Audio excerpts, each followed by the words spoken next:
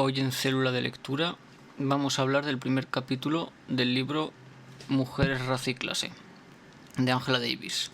Un capítulo que pone las cosas en su sitio desde el minuto 1. El título ya da pistas: el legado de la esclavitud, modelos para la nueva feminidad. Y lo que hace Davis aquí no es solo repasar la historia de la esclavitud en Estados Unidos, sino desmontar directamente todas las ideas simplificadas y eurocéntricas que se han construido sobre las mujeres negras esclavizadas.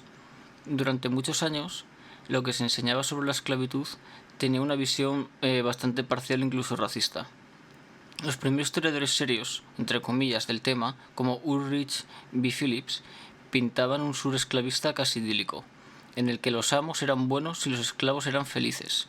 Aunque después llegaron estudios más críticos, se han centrado sobre todo en los hombres esclavizados. Las mujeres, si aparecían, eran una nota a pie de página. Angela Davis señala que incluso cuando se empezó a hablar de las mujeres negras esclavas, se hizo desde ideas totalmente distorsionadas. Por ejemplo, se hablaba mucho del matriarcado negro, como si fuera un problema, como si las mujeres negras dominaran sus hogares porque los hombres eran ausentes o irresponsables.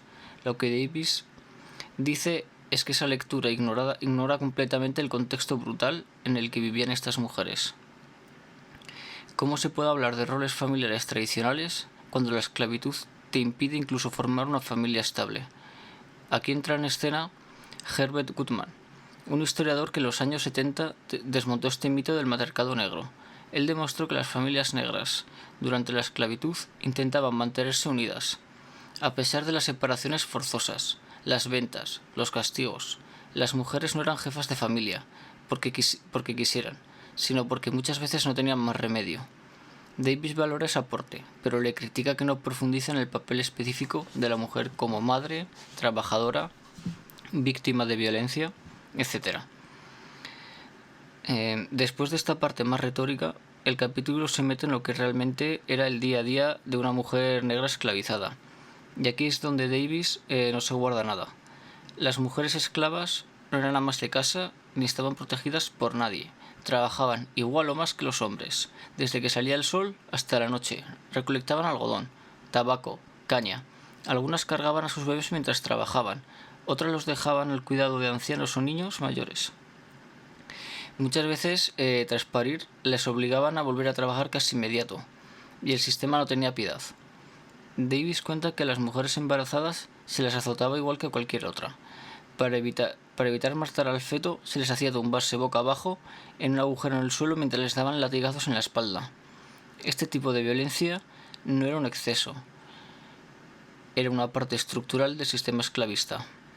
Y si hablamos de maternidad, la situación no mejora, ya que a las mujeres negras se les consideraba máquinas de parir esclavos.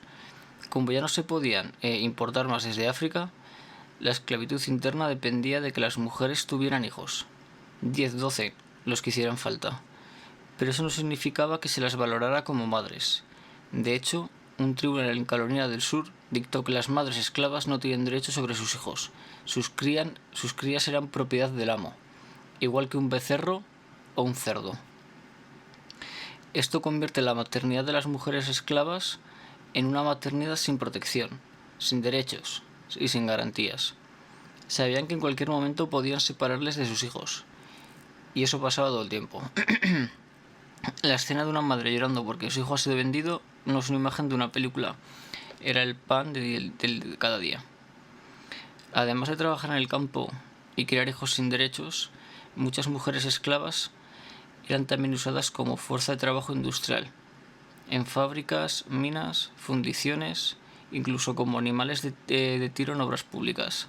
Davis compara esta situación con lo que decía Marx en El Capital sobre las mujeres trabajadoras en Inglaterra. Allí las usaban en lugar de caballos para arrastrar barcazas. En las colonias americanas pasaba algo muy parecido. Pero aquí quizá el punto más brutal del capítulo es cuando Davis habla de la violencia sexual. Aquí no hay eufemismos. Las esclavas negras eran violadas sistemáticamente por los amos, los capataces y los hijos de los amos. No había leyes que protegieran a estas mujeres. No había castigo para los agresores.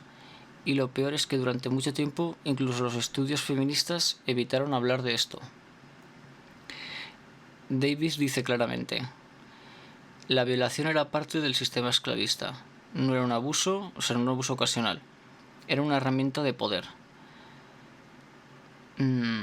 Servía para mantener el control, para destruir la voluntad de las mujeres, para asegurar la reproducción, y aún así, la historia ha preferido mirar hacia otro lado.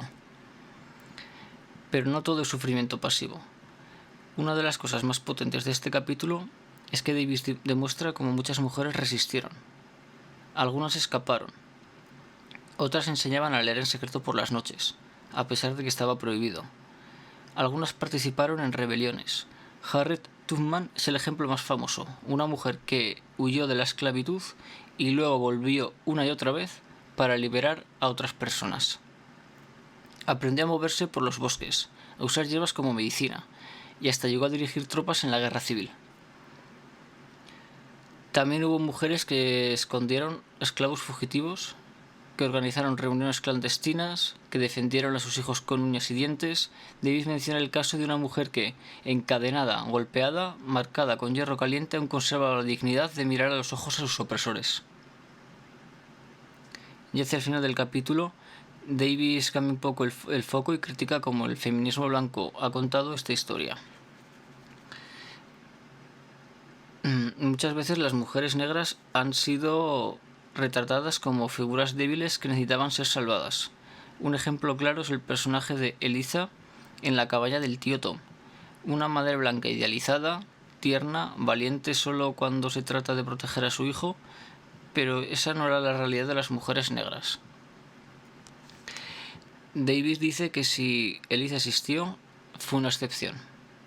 Las esclavas negras no huían por instinto maternal burgués, sino porque sabían que no tenían ninguna protección, ni legal ni moral. Su feminidad no era reconocida, no eran consideradas mujeres de verdad, según los estándares blancos, pero justamente por eso desarrollaron otra forma de ser mujer, basada en la resistencia, en el trabajo, en la comunidad, en la lucha. El capítulo termina con una idea muy clara. Si de verdad queremos entender qué significa ser mujer en una sociedad opresiva, tenemos que mirar la historia de las mujeres negras esclavizadas, no desde la compasión ni desde el romanticismo, sino desde la realidad. Fueron madres sin derechos, trabajadoras sin salarios, víctimas sin justicia, pero también fueron líderes, maestras clandestinas y luchadoras. Y esa historia no es solo del pasado, sigue teniendo eco en el presente. Por eso en este capítulo no es solo una clase de historia, es una llamada a cambiar la forma en la que pensamos el feminismo, la maternidad, el trabajo y la dignidad.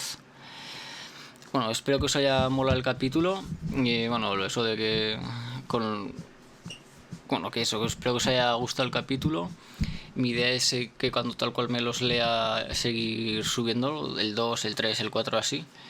La idea es hacerme este libro entero y después estoy entre dos libros que ya veré cuál hago. Uno es Los condenados de la tierra y otro es uno que es África, pensamientos y controversias o algo así creo que se llama, que no lo ven desde aquí. Así que bueno, eso va a ser la idea y espero que os mole. Cualquier cosa siempre me podéis decir y bueno, nos vemos en el siguiente vídeo quien esté por aquí.